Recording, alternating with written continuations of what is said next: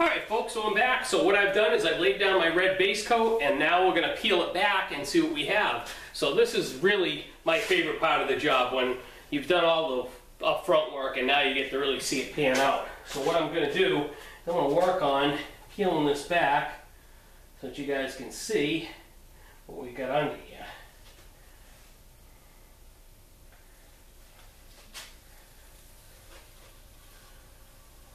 You want to peel it back nice and slow so you don't peel off anything that you want. Hopefully we didn't have any bleed throughs under our tape or anything that we got to deal with, but if in that case, I'll show you what we can do to square that stuff away.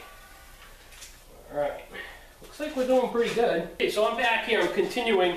Now, I don't know if you remembered how I set up this tank, if I did show you in this video, but what I do is I put it on a 2x4 like this, so it straddles that, and then I put a couple of screws up here, and then I just let it sit on a couple of screws back here. This way here, I don't really have anything touching the tank, and then I can take the tank and I can do this with it when I mask off the bottom of it. So right now, what I have is I have the bottom of this tank masked off so I didn't get any red in there.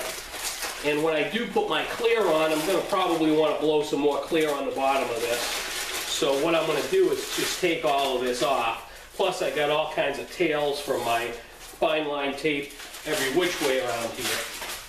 So we'll start right here, and I'll peel my fine line tape off, and I just want to roll it back like this, and then this way here it kind of peels my edge off, and I should, with a little bit of luck, maybe some skill, I should have a nice clean edge, which it does look like I do there.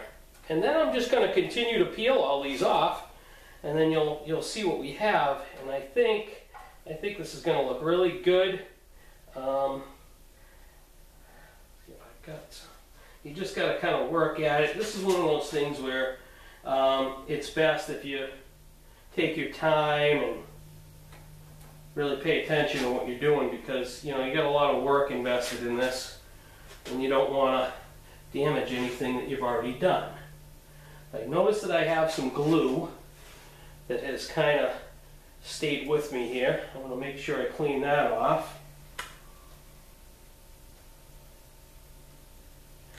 But it looks like my edges are pretty darn good, and that's really the important part. There we go.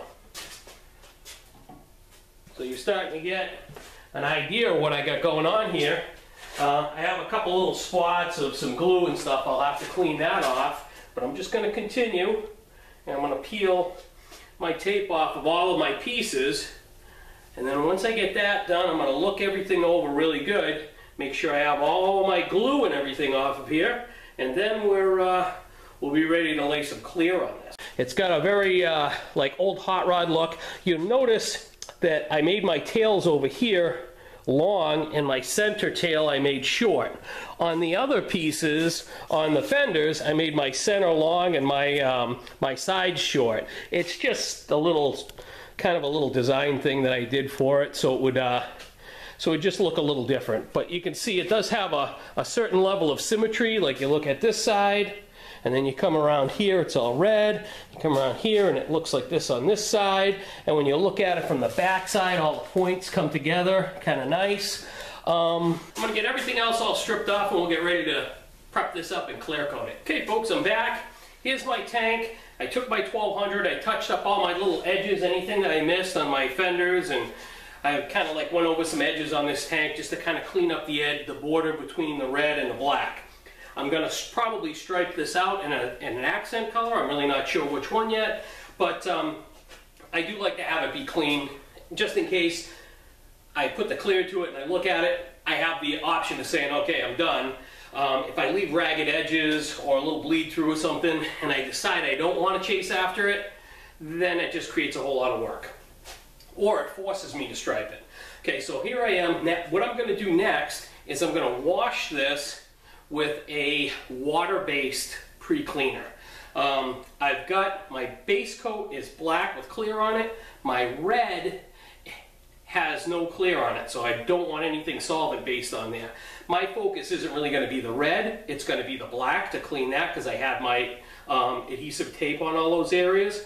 So what I'll do is I'll put some water-based pre-cleaner on a rag and I'll wipe these areas. I'll stay away from my red as much as possible, but it's water-based so it won't hurt my red. I'll do all my pieces like that. I'll get my clear ready, and then I'll just have to take a tack rag, I'll tap this whole thing off along with my other pieces, and I'll put 2 or 3 coats of clear on it, and we'll be done.